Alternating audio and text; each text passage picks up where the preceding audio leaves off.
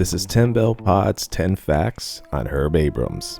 Herb Abrams was a Queens, New York born clothing store businessman, a lifelong pro wrestling fan, and founder of the Universal Wrestling Federation, and his story is nuts. Herb was perfect for the pro wrestling world. He lived on big promises, making weird TV, and doing a Tony Montana share of that baby powder. If you ever wondered what would happen if Tommy Wazoo from The Room started a pro wrestling promotion, here's 10 facts on Herb Abrams. Number 1. Herb Abrams owned multiple clothing stores before starting a pro wrestling company. Herb's family was in the clothing business in New York.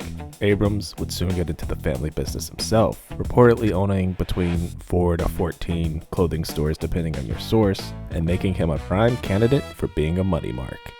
Number 2. Herb Abrams was a lifelong wrestling fan who used to bring pro wrestlers into his clothing stores for appearances.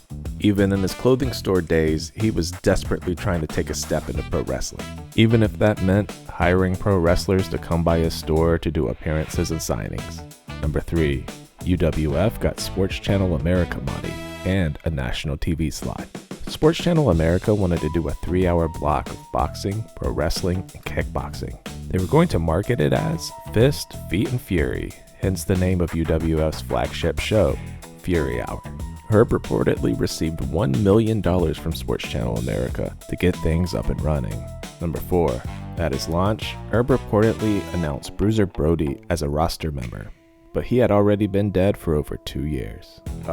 Oops. In August 1990 at a wrestling convention, Abrams showed up and announced that he was the newest threat to Vince's empire. And as part of that, he announced his new top star, Bruiser Brody, who had already been murdered in Puerto Rico. In all fairness, a zombie gimmick was like 2 months away from being super successful in WWF. Number 5.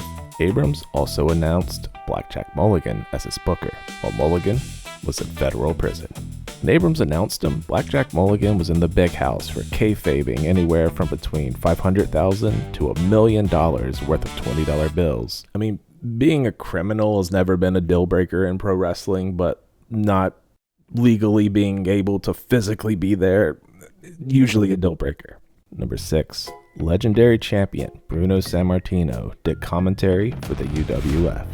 This was during a time when Bruno hated Vince McMahon, so he was gladly going to be part of something that was going to quote-unquote bring Vince down. Number 7. The UWF roster was fucking stacked. Here's a quick list of some of the names that worked for UWF in some capacity.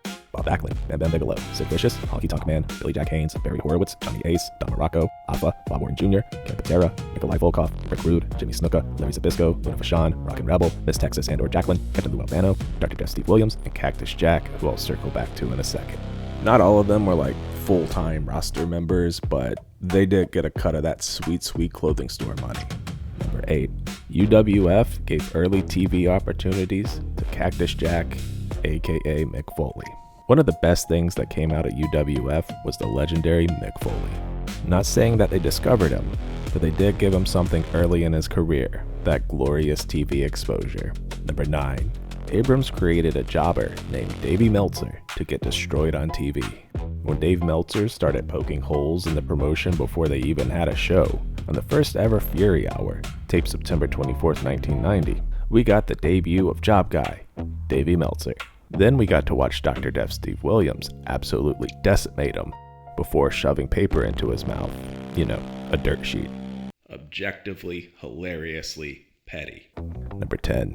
Before his death, police found Herb Abrams in his Manhattan office, naked, high on cocaine, covered in baby oil, and destroying furniture with a baseball bat. Hell yeah. Abrams died July 23, 1996, at St. Vincent's Hospital in Manhattan after a heart attack while in police custody. You know, most of us are gonna die in a hospital bed, surrounded by loved ones, reflecting on our journey, making peace with the afterlife, like absolute cowards. Herb went out in glory. Herb Abrams and UWF may not have slain the evil Vince McMahon dragon, but they did leave behind some pretty fun wrestling history. His story had a little bit of everything. National TV money, Bruno Sammartino, Dr. Death, Mick Foley, a fake Dave Meltzer, and a promoter whose life story should be turned into 100 different Hollywood movies.